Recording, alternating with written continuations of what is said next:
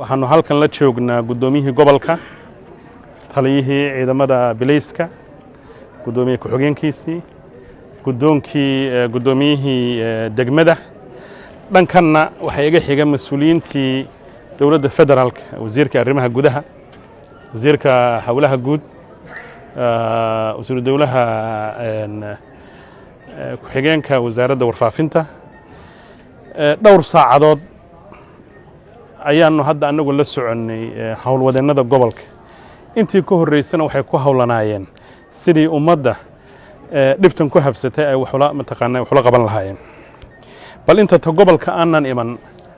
waxaynu rabnaa inaynu duruufta guud ee dalkeennu ku sugan yahay wax iska niraahno awalan horta ilaahay ha u naxariisto dadka ku dhintay ilaa hadda 4-5 qof gaadhaya ee gobolka banaadir iyo guud ahaan dalka roobabka ay si weyn ugu da'een oon huba inay waxyeelada kolley soo gaadhayso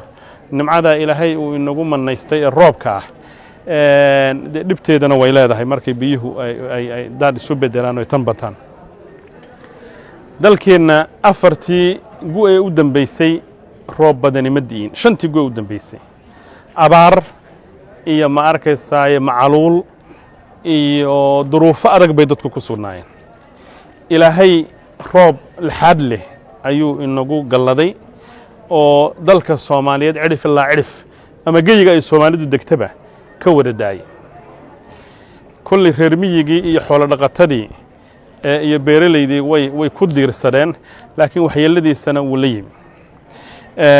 dowladda federaalku guud ahaan waxa kale isna hadda naga tagay oo soo noqon doona gudoomiyihii hay'adda Sodma waa arrimaha gurmadka baar dheerana u tagay oo daadka iyo dhibaatooyinka ay keeneen aad ogeydeen haddana soo daabulaya cunto iyo raashin iyo wax dadka la siiyo ku maqan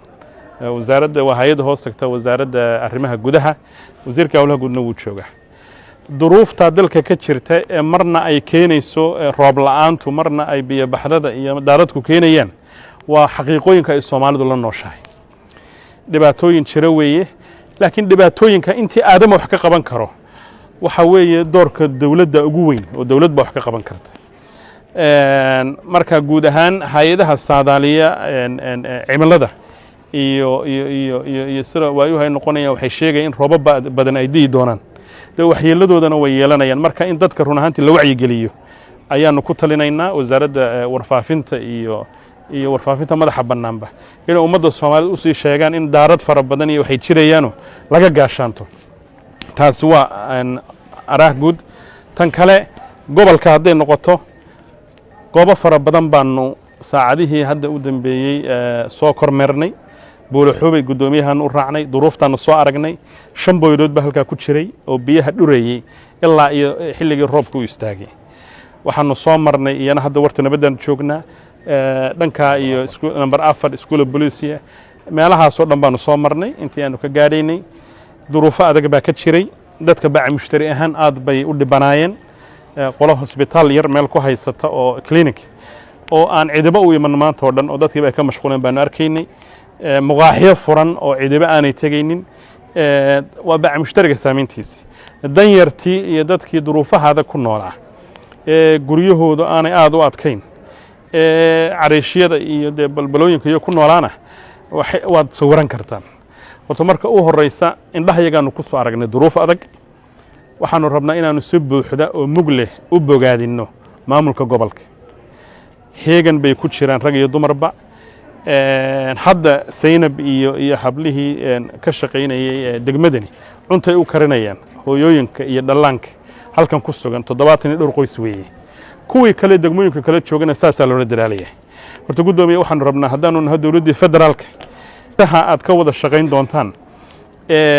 dad fara badan oo si run ahaantii aan cilmi durugsanayn uga hadlaya maxay dawladdu arrimaha wax uga qaban weyday waan arkayna mararka qaar laakiin dalkan dawladdiisa 30 sano ay dunsanayd drainage systemkii iyo sewage-kii uu mataqaanay awdumay 200 milyan bay noqonaysaa in arrimaha wax laga qabto 200 milyan bay qaadanaysaa wasaaradda howlaha guud iyo gobolku barnaamijyo wada jira oo ay kaga wada shaqeynayaan sidii xal waara loogu helo arrintan ayay ku hawlayeen kaas markaa waa halka durugsan xilligeedii waayaheedaanu ka warramaynaa dawladduna waxay u raadinaysaa malaayiinka dollar loo baahan yahay in arrintaa wax lagala qabto inay gobolka ka kabto oo ay mataqaanaa wax kala qabato taasi waa aragtida durugsan shaqaana ka socoto waa laydinka warrami doonaa tan dhow maanta biyuhu waxay da'een muddo saacada waxayna yeelana waynu aragnay horta roob saacadda oo dadka saa wax u yeelamaynan arki jirin isbeddelka cimilada iyo duruufahan adduunka hadda ku yimi baa waxay keeneen in wixii markiiba ay daarad iyo waxyeello isu beddelaan marka waa inaynu fahamkeenana beddelno aragtideedana aynu si dheer wax u eegno haddaanu annagu dawladdii federaalka nahay guddoomiye waxaanu qiraynaa oo garab taagannahay daraalkiinna waxaanu ku daraalaynaa wasaaradaha kala duwani inay si joogta idinla shaqeeyaan hadday noqoto hay'adda sodma hadday noqoto hay'adda barakacayaasha oo sirfiqa hoos tagta hawlaha guud warfaafintii wasaaraddii caafimaadka hadda waxaanu halkan ku sugaynaa sidii dadka loo quudin lahaa dhan khawaarijtii baa lagala dagaalamaya dhan isbeddelkii cimilada la maaraynaya dhan maamuladii baa la daadejinaya waddooyinkii baa la dhisaya guddoomiyaha iyo taliyuhu habeen walba waxay joogaan cidhifka dayniile iyo kaxda iyo maxaa la yidhaha waddada warshadaha oo ay amnigii magaalada ballaadhinayaan aad baanu guddoomiye kugu bogaadinaynaa maandoorayaasha iyo meelaha aad xidhayso iyo gurmadka labada gacmoodba hadh iyo habeen hawl baad ku haysaan taa waynu ku bogaadinaynaa waxaan ku soo gunaanadaya dadka Soomaaliyeed mar walba waxay leeyihiin adkaysi ay isku caawiyaan halka caawa waxaanu ku soo aragnay hooyooyin caruur 7 bilood jira 5 bilood jira sanad jira ku haysta annagu intii aanu ka gaarnay waa naga cunto iyo wax la gaadho aanu leenahay inta wax haysataa dadka masaakiinta ah ha ka warqabto oo ha ogaato askartii hadda iyaga xamaalaya oo guraya wax oo arrinta haya marka waanu bogaadinaynaa daraalka jira wixii kale hadhayna annagoo wada jirna baanu emergency response ka shaqaynaynaa berri annaga waxaa noo ballansaneen kulan weyne aanu kaga hadlayno dadkii Suudaan sidii loo soo daabuli lahaa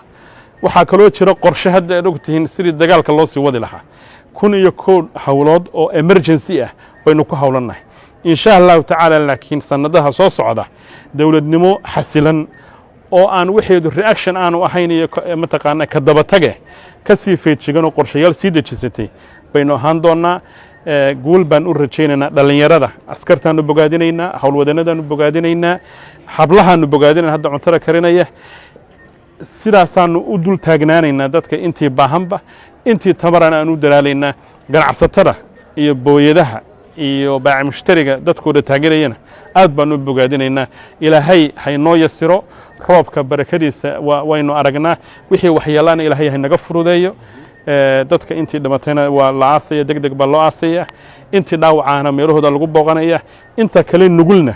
waa in laga sii leexiyo meelo biyuhu ay saameynayaan hadda ku nool